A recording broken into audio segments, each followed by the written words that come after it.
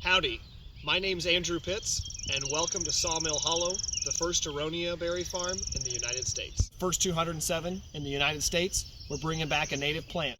We're located at the fork of a dirt and gravel road. Because of population density and to pavement, we were discontinued mail service. Growing a small business ain't easy.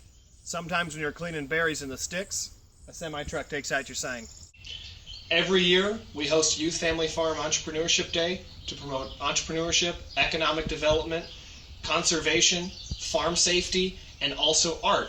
This is a palette painted by local elementary school students, helping the next generation of farmers get started.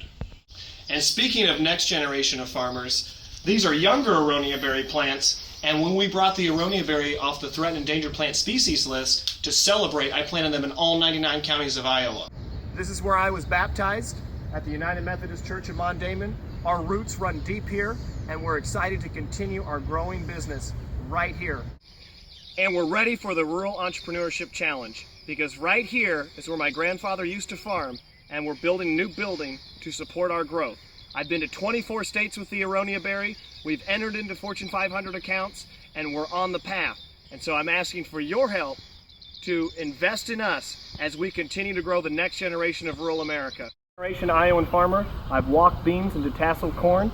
We've got corn over here to my right shoulder, and over to my left there's a baseball game going on right here in Mondamon. Rural America really does represent a field of dreams, and it's a great place to grow a small business.